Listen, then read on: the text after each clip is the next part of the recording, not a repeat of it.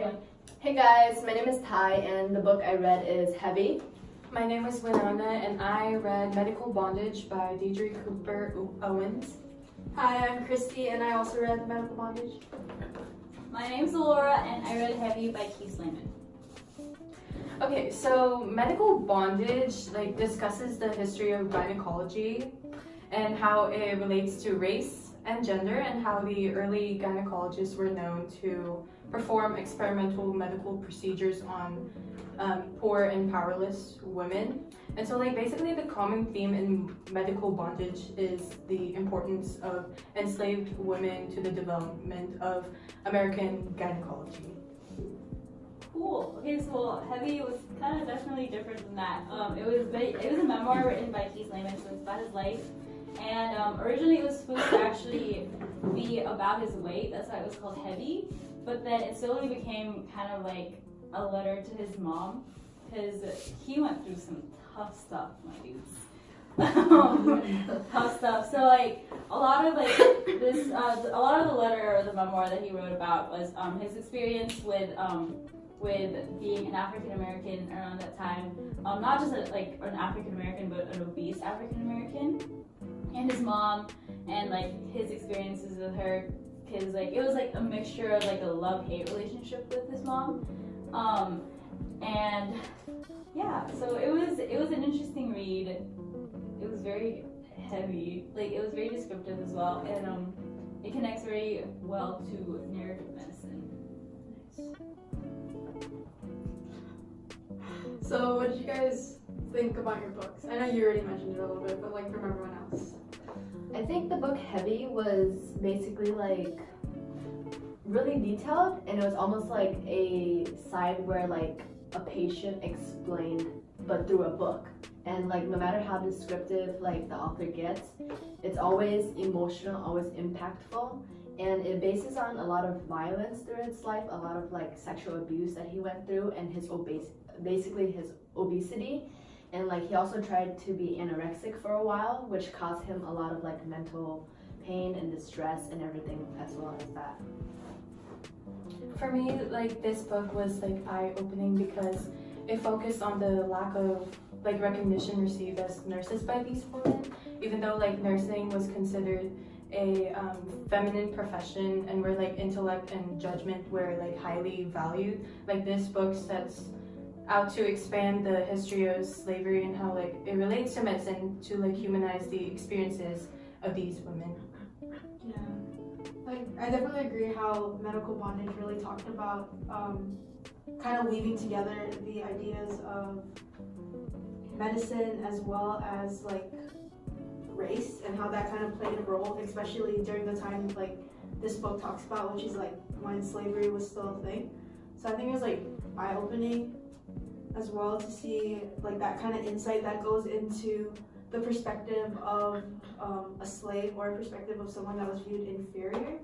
And I just thought that was really interesting to see that different perspective, because as future healthcare practitioners, we're always looking at the doctor's perspective. Majority of the time it's always about what the doctor sees and how the doctor views everything, but this is kind of the personal experiences, or some examples that show how they were all affected by these different institutional things that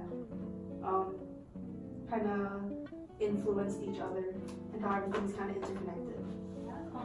You kind of adding on to what Ty said about how it was basically a very, it was heavy and letter, or it was a lot of about violence and his traumatic experiences.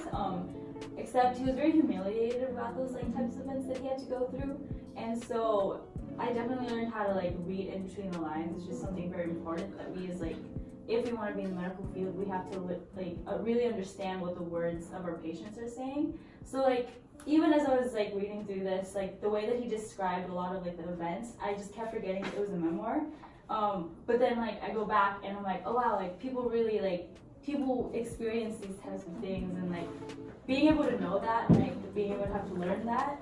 And this is just one person in a bunch of in this world, right? So hearing about this and like being able to read between those lines and just understanding like or like empathizing between this person and like as a reader, it was really impactful and captivating. Yeah, I think especially because these are books, we don't really view them, or like it's hard to view them that like this is something that actually happened. It's kind of, we just take at like face value. So I think it's like important that, because if we like look at patients like records or anything, we're going to be reading it and we have to realize that this is not just like numbers, or this is not just like words on a paper, that this means something to someone and like could be interpreted a different way. So I think it was very interesting to see, and especially I think for you guys too, since it was like a personal memoir, and how ours is like kind of a compilation of different stories. You can really see how things were described and how people viewed things and everyone's perspective on everything, and really shows like how everyone has different perspectives and how everything can be interpreted in a different way. So like jumping off of that, what do you think are like the similarities between these two books? Because like I think they're very different, like what you just said. Yeah. This is a personal story and this one's not. I think a similarity between these books is basically violence. There's a lot of violence in both of these books. Like in the book Heavy, like I remember like basically like the author, like violence is the oxygen he breathes. His father's mother was raped by a sheriff in Enterprise, Mississippi. His own mother like goes to bed with a gun underneath her pillow. And Laymon like understand violence as a social system basically. And he said that parents were trained to harm children in ways which never harm parents. Babysitters were trained to harm kids in ways kids could never harm babysitters. He basically said that my body knew white folks were trained to harm us in ways we could never harm them. And I feel like that's a similarity because there's a lot of racism in this book that he mentions, and there's a lot of racism in that book as well. And I think it's also like, there's also an undertone about how like there's institutional racism already placed in like American society, since from the beginning African Americans came into America as slaves. So of course them being at that level of slavery and being inferior to white Americans, they didn't really have a lot of things that were catered to them. And I think that kind of like plays a role into historical trauma, because the history that African Americans face is like so vast, and it's like full of oppression and a bunch of like, I guess like unfairness towards them, which is like it's still kind of seen today. And I guess that's what these two books, because they're both primarily focusing on like African Americans and their role in American society. So I just feel both of these books touch base on those things, as well as like how they were impacted by it. So I wanted to like touch on the topic of social determinants of health. So like we know that health is like it's also influenced by social status, and like statistics says that people with higher income or like higher levels of education or occupation usually have better health and longer life expectancy. So like there's so much variability in health, and I feel like we should understand factors that influence health. So like we know that an individual's health is influenced by a range of factors, and this is where like social determinants come in.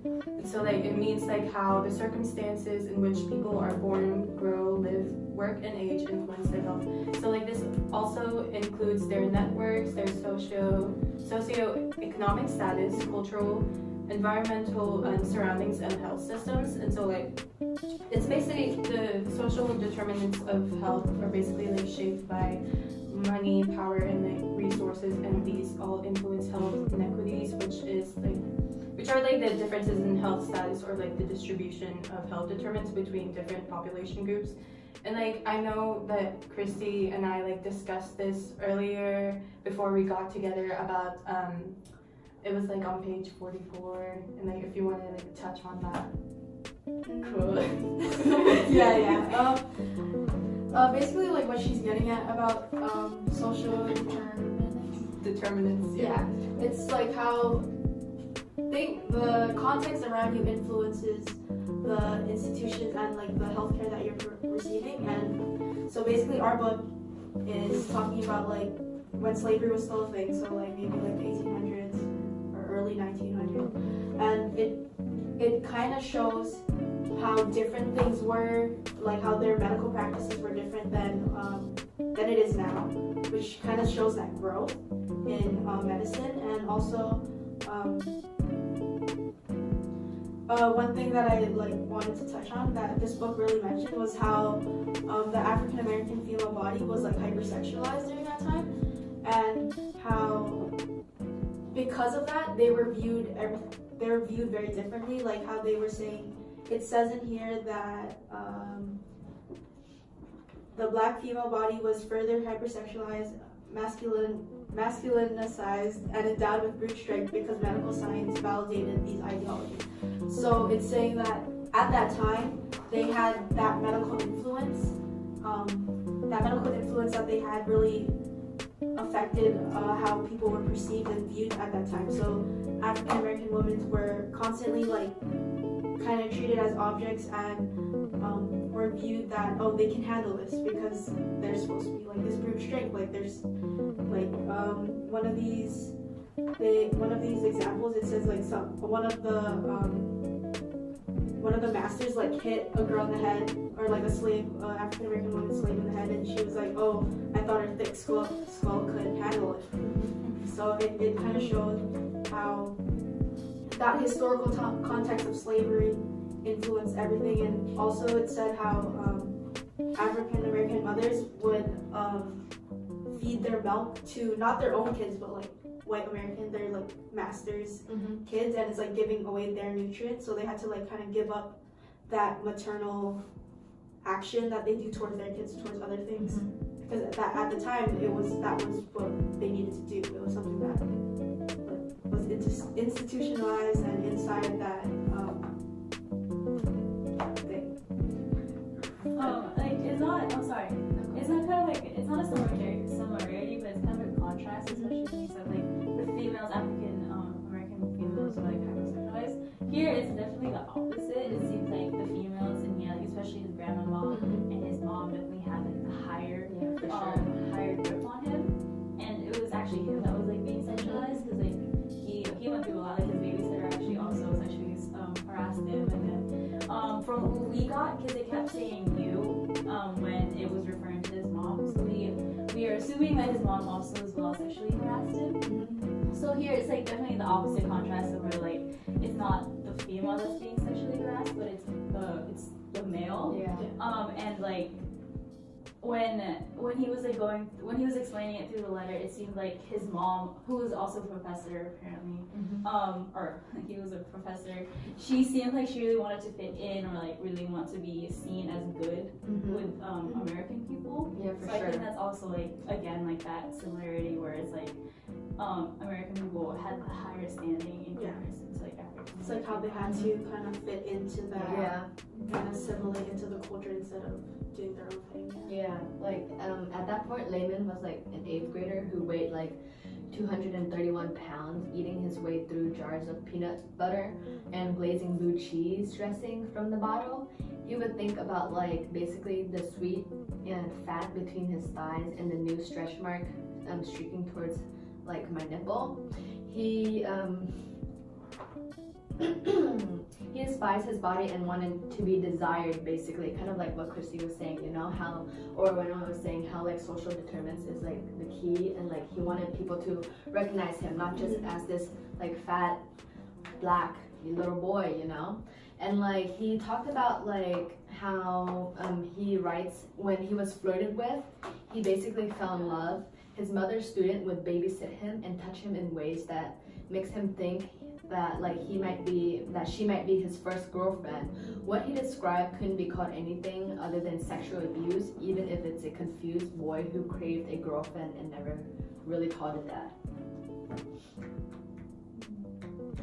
Yeah, I think that was very heavy. Your book really touches on a bunch of heavy topics, right? Sexual abuse, and it's kind of focused on his one thing. And I think because your book was, correct me if I'm wrong, it's when was it written? Well, it was published It was published actually this year. Yeah, see, so it like shows that contrast and how much has changed, like from what this book is describing in slavery, and from what Heavy describes on him, focusing on like this book focusing more on a personal level, when this was just describing like the whole broad spectrum of how they were feeling. And I think that's something to say. These were just like a bunch of stories that connect to one, but because like at that time I guess there wasn't as much you could go off of, and then now we have these books by other like African American authors that are talking about their own personal experience. So I think that's like it shows a bunch of growth, but also shows how there's certain things that are still going on today that needs to be like focused on, and how we can look back at things in history and help us like change and influence the future. Yeah, the author Owens, like, is she right? She used like medical case narratives, like, and like history of a patient, like procedures written in like medical journals, like here on like page 63, 64, and 65, and like what former enslaved women would have to like say to document the ways like Black and Irish women's bodies were used like during these experimental medical procedures like before the Civil War. Yeah. So historical gap. Yeah.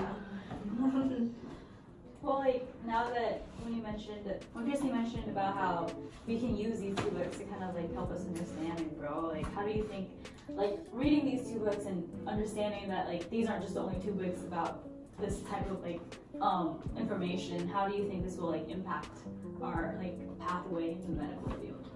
I feel like it impacts our pathway to the medical field by like helping us notice the little details that the patient tells us, but also like actually being able to sit down and listen to what they say to us. Not just like narrative medicine, yes.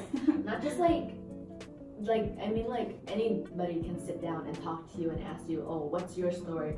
But there's a deeper understanding to like, oh, you tell me your story and I put it into context and I feel and I understand you. You know what I mean? Yeah, and seeing them more like not as just a person with a disease, but as a person, you know.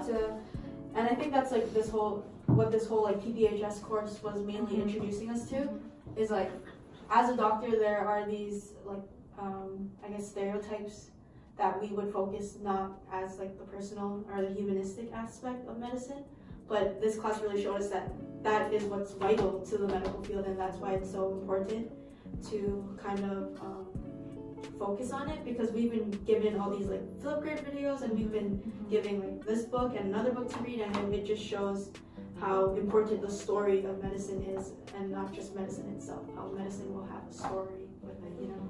I feel like it also like gives us an insight to like humanity almost, like what to feel and what to sympathize with, and like what to understand, and like how like, oh, there's so many people out there with different backgrounds and different stories and different like ethnicity coming together asking for help. But it's not just that. It's not like you just give them medicine and they go away. It's more about like the connection and how you feel as an individual towards them too. No, you can go ahead. Like when I had said the first time when I was summarizing the book, how it really taught me how to like read in between the lines, because we also like gotta understand like the different situations that they were in, especially with like Laymon, with how he went through not only just obesity but like anorexia, so that has like some deeper meaning like he might have some type of mental illness, so like it's kind of like that adding on to like all these events and like what it could possibly lead up to. And like again, like reading in between the lines, because obviously like this is sexual harassment and like sexual abuse is not something that people really want to talk to or like really are comfortable talking about. And so the fact that like we also got to understand that like we should like give them time, like with like all the stories. And like I know it's like in the medical field we tend to rush, because like we have 8+ patients that we have to look at with like different stories, and like that obviously gets to us and stuff. So like with like reading these two books and like hearing about these two books, we gotta like realize that like each story is different, and that means each story should be catered in specific ways. And so like having that understanding and like being altruistic, meaning like empathy and like understanding and knowing that the story isn't just something that you can use to diagnose to them, but to connect and stuff. Because like when I was reading this book, I definitely was like, oh. Yeah. Yeah, I think it's. Okay, so like just going off of what you said, like I feel like I agree. Like I feel like it is important for like establishing good doctor and patient relationship and like their communication with each other, and like because of like better processes like the information like patients give you as a doctor, and like such as like understanding the impact illnesses have on the patients. And I think that the role of narrative medicine in pre-health education is like very important, because like like you said, students have like higher empathic ability and like better like academic achievements, I guess. And I know that medical students, like during their medical careers, I don't think they learn about narrative medicine, right? Like in books, yeah. And so I feel like it's like important for medical students to learn the concept of medicine, narrative medicine. Yeah, I think it's important that we're learning it now Yeah. too, because in like other readings we've had, it just shows how narrative medicine isn't something that is really focused on. So keeping that in mind as we move forward, we may not have as much exposure to like the topic of narrative medicine, but we still have that in our mind internalized, because we've talked about it in this class and we've read through like examples of it through these books. And yeah, I guess narrative medicine, it brought me back when you guys were all talking about it, about like this quote, how it says, medical bondage joins a small but growing cohort of scholarship that interweaves the histories of slavery and medicine to investigate how each system affected the other. So it's just basically showing how medicine is this interwoven story between circumstances and like medical history and social, economic, like everything around kind of affects the person as an individual, and like medicine, and how they will continue to affect each other as we like grow and as the person grows, and as we like continue to learn more about this, we'll just see it the more like how much connections medicine has to other things around us. Yeah. Is that it? Any last thoughts? Like we were talking about it, because like I guess that maybe it connects with how it impacts our medicine. But Yeah. do you think there's a reason why Dr. Hunter made us read these two books specifically? Ooh, I feel like he made us read these two books specifically. Because like I could think of like other types of books, like there's I think Mountains Beyond Mountains, which is by Dr. Paul Hunter, which is a very prominent big figure in the medical field. There's more books about it. So like, I think because these books share similar concepts, but they're at the same time they're like completely different. Like this one, they both focus on kind of how African Americans were treated and their treatment through like in their societies, but it also like it's just like telling two different stories, you know. And then our medical bondage is kind of like the origin, like this how I view it is like this is the origin of what like how African Americans were treated in like medicine and how medicine influenced them. And this is like, and your book is like showing how over time how that has changed, but also how it like some things may have not changed and some things may have still be the same, like in their like medical healthcare, and like through just like how everything has changed. So you get to see that contrast, but then it's also like weird when we bring out similarities, Like changes on like historical trauma and social determinants between that. between like this book and, because this book is like 21st century, this is like 1900, so it's like it's different.